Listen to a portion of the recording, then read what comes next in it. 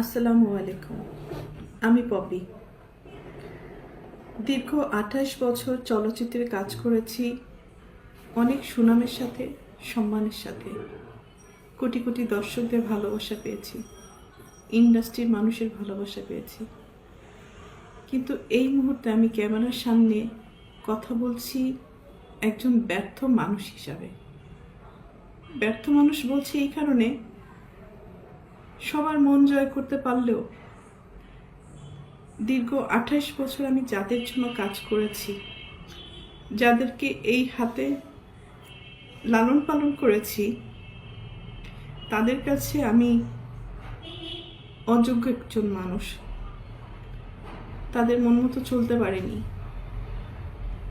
তাদের মনের মতো করে নিয়ন্ত্রিত হতে পারিনি। হয়েছি, একসময় হয়েছি, কিন্তু এখন হতে পারি না।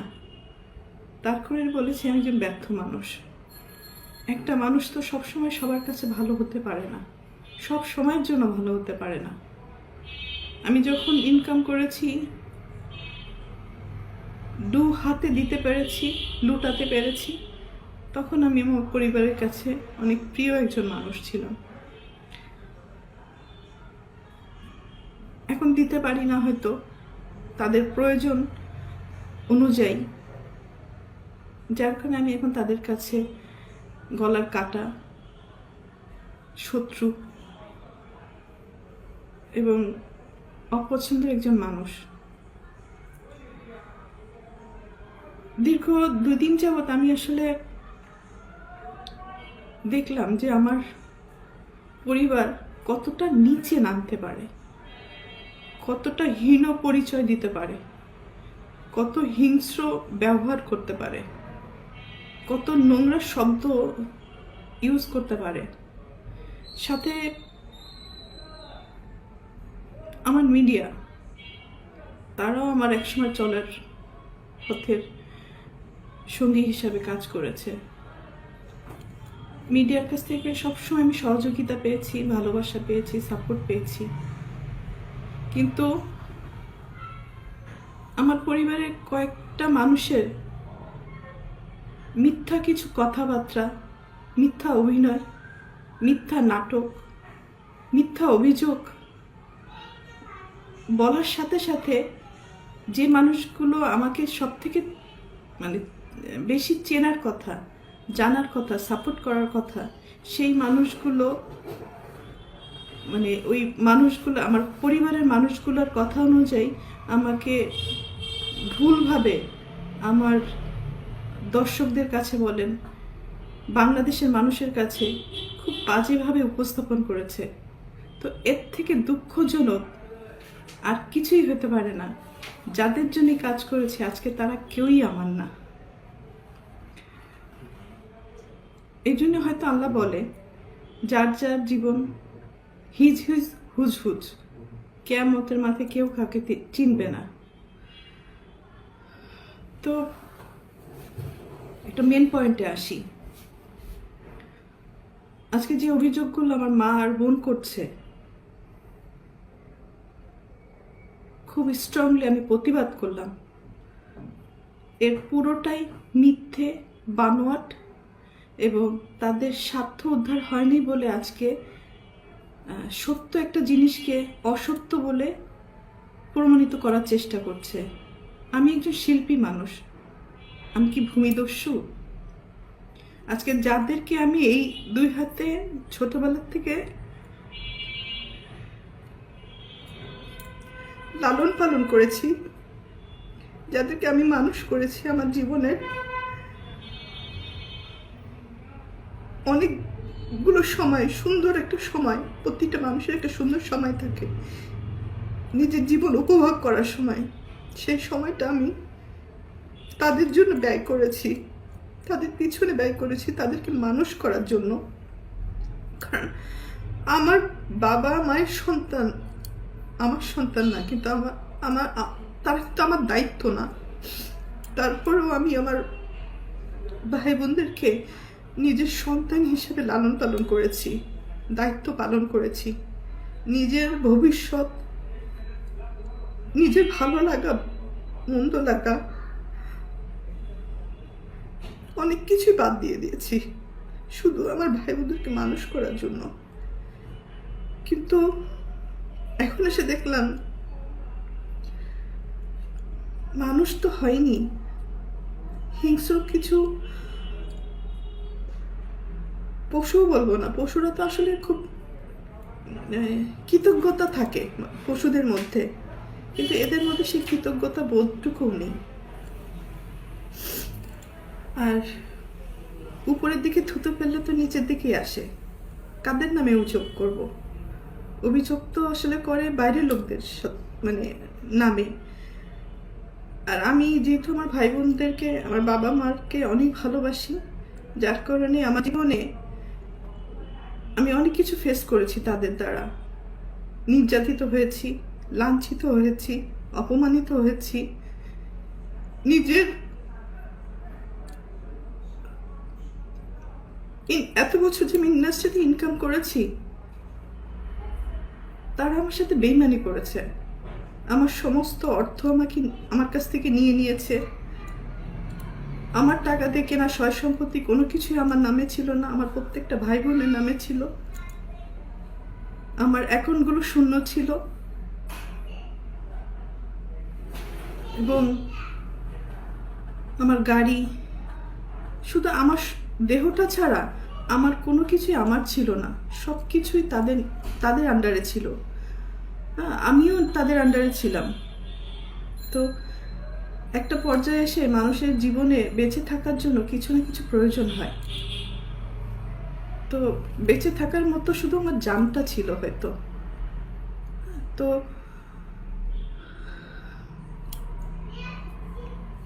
একটা পর্যায়ে এসে যখন আমি জানতে পারলাম আমার পরিবারই আমার সাথে বেইমানি করেছে, আমাকে ঠকিয়েছে, আমার সব কিছু কেড়ে নিয়েছে, এগুলো জানার পরে আমি চুপ ছিলাম।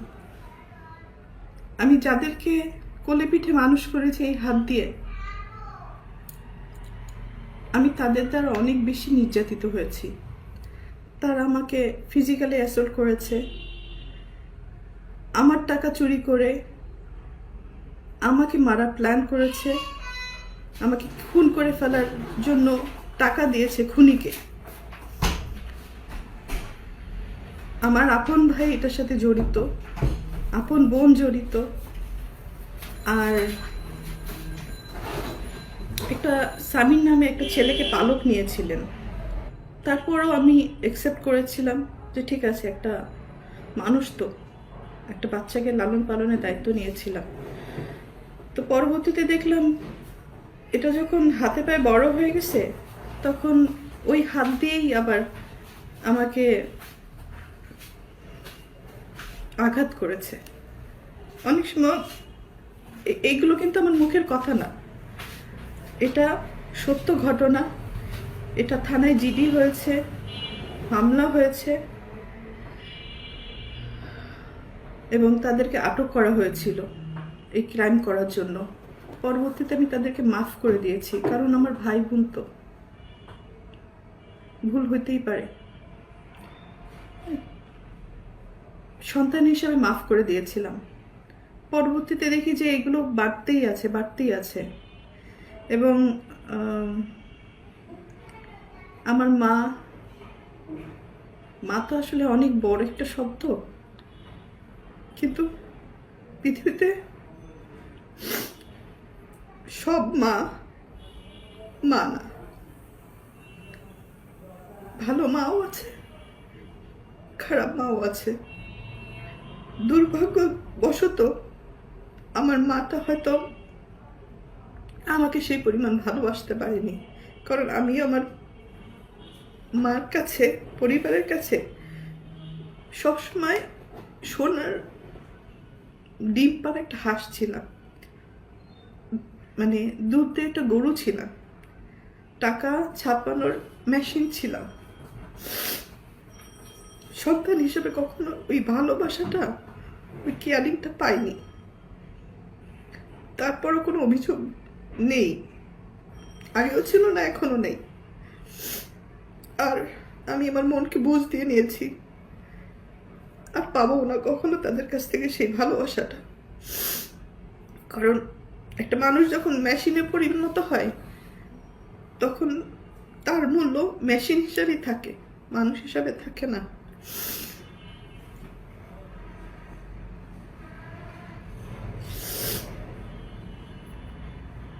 তো যাই হোক, আমার বাপ মা আমাকে আমার সাথে অনেক বড় বিশ্বাসঘাতকতা করেছে। আমার সমস্ত টাকা পয়সা আমার বোনের অ্যাকাউন্টে শিফট করেছিল। তো তারপরে আমি কিছু বলিনি। আমার ইন্ডাস্ট্রির কিছু মানুষ, আমাকে যারা ভালোবাসে, তারা আমাকে সাপোর্ট করেছে। ওই সময় 2007-এর ঘটনা বলছি, মানে একটা টাইমে আমি যে জানতে পারলাম কোনো কিছুই আমার ছিল না।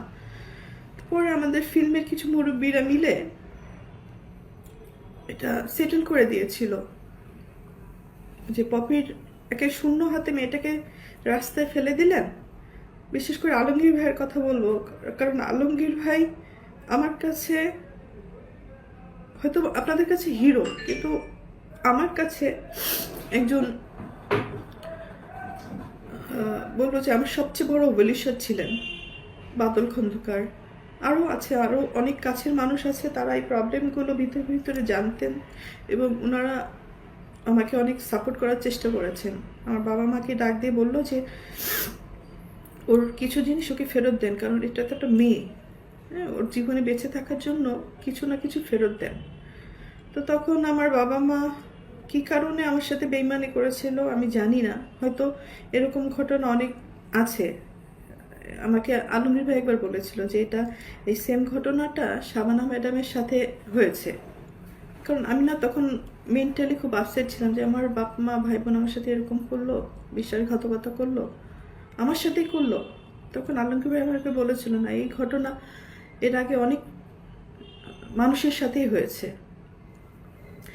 তো সেই সান্ত্বনা নিয়ে হয়তো আমি বাকি জীবনটা পার করতে চেয়েছিলাম এবং কাজ করে আমি আবার সারভাইভ করেছিলাম। তো বিগত কয়েকদিন যাবৎ একটা নিউজ বারবার করে আমার মা বোন এস্টাবলিশ করার চেষ্টা করছে যে আমি জমি দখল করতে গেছি। ভাই, যে মানুষটা দীর্ঘ 28 বছর ইন্ডাস্ট্রিতে কাজ করে নিজের জীবনের দিকে তাকায়নি, ভালো লাগা, ভালোবাসা বলেন, নিজের ভবিষ্যৎ বলেন, কোনো কিছুই আমি চিন্তা করি না, শুধু ইনকাম করে গেছি আর ভাই বোন মানুষ করে গেছি। শুধু ভাই বোন না, আমি আমার পুরো পরিবার, আমার নানির ফ্যামিলিতে আমি সাপোর্ট করেছি, আমার দাদির ফ্যামিলিতে আমি সাপোর্ট করেছি। আমার কন্ট্রিবিউশন শুধু আমার ভাই বোন না, সব জায়গায় যতটুকু পেরেছি আমি সবাইকে সাহায্য করেছি। আমার মন মানসিকতা একেবারে ডিফারেন্ট, মানে আমি একা ভালো খাবো, ভালো থাকবো, আমি সবাইকে নিয়ে ভালো থাকতে চেয়েছি, ভালোভাবে বাঁচতে চেয়েছি। তো সেই পরিপ্রেক্ষিতে আসলে সবাইকে হেল্প করা। আমার নানি বাড়িতে যান, তার বাসায় যে সে যে ঘরটাতে থাকে সেই ঘরটাও কিন্তু আমার টাকা দিয়ে তোলা। আমার মা যে ঘরটাতে এখন খুলনাতে থাকে সেই ঘরটাও আমার টাকা দিয়ে তোলা। যে ভাড়াটে বাড়ির কথা উনি বলছেন সেই ঘরটাও আমার টাকা দিয়ে, আমার কষ্ট অর্জিত টাকা। রোদে পড়েছি, বৃষ্টিতে ভিজেছি, মানুষের অনেক ভালো কথাও শুনেছি, মানুষের অনেক মন্দ কথাও শুনেছি, অনেক ভালো গালিও দিয়েছে, আবার ভালো কথাও বলেছে, সম্মানও পেয়েছি, দুর্নামও পেয়েছি। তো সব কিছুর ঊর্ধ্বে হচ্ছে আমি একজন মানুষ। তো আমি আমার ফ্যামিলিকে সাপোর্ট করতে যে এই যে ঘরের কথা বলছি, সেই ঘরটা কিন্তু আমার বাবার 11 কাঠা জমি। তো 11 কাঠা জমির মধ্যে আমি আমার চাচার কিছু জমি কিনে রেখেছিলাম, মানে ফ্যামিলি প্রপার্টি, ফ্যামিলির সম্মান রক্ষা করতে যেয়ে আমি ফ্যামিলি কিছু প্রপার্টি কিনেছি। তো আমার চাচার অংশ কিনেছি, আমার ফুপুর অংশ কিনেছি, আমার বাবারও কিছু অংশ বিক্রি করে দিয়েছিল বাইরে, পরে আমি নিয়েছি কিনে এবং ওখানে ঘর তুলে দিয়েছি। তো কিছু অংশ আমি কিনেছিলাম যেটা রাস্তার সহকারে রেজিস্ট্রি হয়েছিল, মানে আমাকে জমি যখন কিনি তখন আমাকে জমির পিছনের অংশ দেওয়া হয়। তো পিছনের অংশে যেতে গেলে আপনারা সবাই জানেন এটা নর্মাল একটা জিনিস, বাড়ির পিছনের অংশ যদি কিনি তাহলে পিছনের অংশে যাওয়ার জন্য নিশ্চয়ই আমি হেলিকপ্টার দিয়ে যাব না বা ট্রেন দিয়ে ওখানে নামবো না, আমাকে যাওয়ার জন্য রাস্তা দিয়ে যেতে হবে। তো রাস্তাটা হচ্ছে আমার বাবা এবং চাচার জমির মাঝখান দিয়ে রাস্তাটা, যেখানে আমি আমার কেনা জমিতে আমি পৌঁছাতে পারবো। তো এই জমিটা রেজিস্ট্রি হয় 2008-এ। রেজিস্ট্রি হওয়ার পরে আপনারা, আমি সব প্রমাণ দিয়ে দিচ্ছি, ওই জমিতে এখনো পর্যন্ত আমি যেতে পারি না, ঢুকতে পারি না। কারণ কি, আমি যে ঘরগুলো তুলে দিয়েছিলাম ওই ঘরগুলোর থেকে ভাড়া আসে, এই ভাড়া দিয়ে কিন্তু আমার বাবা চলতেন। একটা সময় আমার এই সেজ বোনের কন্ট্রোলেই ছিল এই ভাড়াগুলো। আমরা ঢাকায় থাকতাম, উনি ওখানে দেখাশোনা করতো এবং এই ভাড়াগুলো সে তার পকেটে নিত। যাই হোক, আমরা একটা পর্যায়ে ধরেন করোনার আগে আগে জানতে পারলাম, মানে কার কথা কি বলবো, মাফ করে দিবেন, মানে আমার পরিবারের কথা আজকে আমাকে পাবলিকলি বলতে হচ্ছে। এর থেকে দুঃখ, লজ্জার আর কিছুই হতে পারে না। মানে আমার এই বোনটা একটু বেপথে চলে যাওয়ার কারণে আমার বাবা 2019-এ বেপথে, মানে সে ওখানে কিছু অনিয়ম শুরু করেছিল,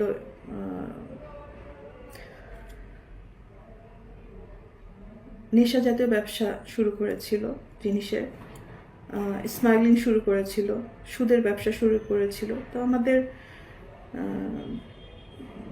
যতটুকুই আছে সম্মান ফ্যামিলিতে, মানে দেশের মানুষের কাছে সম্মান বলেন আর খুলনার মানুষের কাছে সম্মান বলেন, এই সব কিছু, মানে সব কিছুর কি বলে, সব কিছুর কারণে আমার বাবা তাকে এগুলো স্টপ করতে বলে। তো উনি স্টপ করে না এবং আমার মা তাকে এই সমস্ত অকারেন্সের জন্য তাকে সহযোগিতা করে, সাপোর্ট করে। তো যার কারণে আমার মা এবং বাবার সাথে এগুলো নিয়ে দ্বন্দ্ব বাঁধে এবং দ্বন্দ্বের এক পর্যায়ে যে আমার বাবাকে খেয়ালি মারে, মারধর করে এবং রক্তাক্ত করে দেয়। তো বড় সন্তান হিসাবে এটা আমার সামনে হওয়াতে আমি আমার ছোট বোন এটা প্রোটেস্ট করি এবং প্রোটেস্ট করতে যে আমার বাবাকে সেভ করতে যে আমিও সেখানে ইনজিউর হই। হ্যাঁ, আমার ছোট যে পালিত ভাই বলে, তথাকথিত ছোট ভাই সামির এবং বোন খেয়ালি, ওনারা আমাকে, আমার বাবাকে প্রচুর পরিমাণ মারধর করে। সেটা পুরো খুলনা শহর সবাই জানে, আমার ফুল ফ্যামিলি জানে। এবং আমার কাজিন আছে, ফুফাতো ভাই, সেও পাশ থেকে, সবাই তো আসলে মুভ করে না। আমার এই ফুফাতো ভাইটা, ভাই 2-4 জন ছিল যারা এসে দেখে যে আমার বাবাকে আমাকে পিটাচ্ছে, মানে মেরে ফেলার উপক্রম হয়েছে, সেই মুহূর্তে ওরা এসে আমাদেরকে সেভ করে এবং তারাও এই আক্রোশের শিকার হয়। তো ওই মুহূর্তে বাসার মধ্যে আমাদের ফ্যামিলিতে ডিসিশন হলো যে, এবং আম্মিরও কিছু যোগাযোগ শুরু হলো যেটাতে আসলে স্বামী হিসাবে আমার বাবা মেনে নিতে পারেননি। আসলে এটা বলা উচিত না, যাই হোক এখন বাধ্য হয়ে আমাকে বলতে হচ্ছে। না বললে আমার ইমেজ যেভাবে তারা নষ্ট করার চেষ্টা করেছে, আমার তো অল্প ছোটোখাটো একটা ইমেজ, সুন্দর যতটুকু কাজ করার চেষ্টা করেছি সেই ইমেজগুলো সে নষ্ট করার চেষ্টা করেছে এবং দেশের মানুষের কাছে আমাকে একদম ভূমিদস্যু হিসাবে প্রেজেন্ট করেছে। হ্যাঁ, একজন নায়িকা হিসেবে না, আমাকে একজন ভিলেন হিসেবে প্রেজেন্ট করে ফেলেছেন, যেটা একেবারেই মিথ্যা কথা। তাদের এই দোষগুলো দেওয়ার কারণেই, ঢাকতে যেয়ে এই কাণ্ড কারখানাগুলো করেছে। তো মেন কথাতে আসি, তো ওই সময় আমার বাবা তাকে ডিভোর্স দিতে চেয়েছিলেন এবং বাসার থেকে দীর্ঘ 4 বছর আমার মা এবং বোনকে আমাদের বাড়ি থেকেই উনি বের করে দিয়েছিলেন। এটা আমাদের ফিল্মের সবাই জানে, আমাদের পরিবারের সবাই জানে, খুলনাবাসী সবাই জানে। এবং আমার বাবা অতিষ্ঠ হয়ে মারধর খেয়ে পরে উনি থানাতে জিডি করেন, আমাদের খুলনা সোনাডাঙ্গা থানা। 2019-এ 14 মে একটা জিডি আছে, এটা আমি দিয়ে দিব বা আপনারা খুঁজলে সবাই পাবেন। ওই সময় থানার ওসি সাহেব হয়তো উনি আপনাদের ভালো করে ব্রিফ করতে পারবে ঘটনাটা। এবং র্যাবে আমার বাবা যে কমপ্লেন করে আমার এই বোনের নামে, তো ওইটার একটা আক্রোশ ছিল, যার কারণে আজকে আমাকে খুব নোংরাভাবে দর্শকদের কাছে প্রেজেন্ট করেছেন আমার মা এবং আমার বোন। তো আমি আরেকটা কথা বলি, সেদিনকে যে আমি খুলনাতে গিয়েছিলাম, খুলনাতে যার মেন কারণ হচ্ছে ওয়াসা আমাকে চিঠি দিয়েছে, যেহেতু আমার ইলেকট্রিক্যাল লাইন এবং ওয়াসার লাইন, আমার নামে যে লাইনটা আছে, এটা অবৈধভাবে আমার মা বোন দখল করে রেখেছে এবং এটা ভাড়াটারা ইউজ করে। হ্যাঁ, এই ভাড়াটে বাড়ির টাকাটা ওনারা নেয়। হ্যাঁ, ওনারা বলছে আমি দখল করেছি, তো দখল যদি করি আমি, তাহলে আমার মা বোন কীভাবে টাকাটা, মানে আমার বাবা মারা যাওয়ার পরে রীতিমতো তারা ওইখানে কবজা করেছে এবং দখল করার চেষ্টা করছে। তো তারপর আমি বলছি যে, মনে করেছি যে আমার মা বোনই তো, খাইলে খাক, আমি ওটা দেখিও না, নেও না, আমি যাইও না, আমার রাস্তা আটকা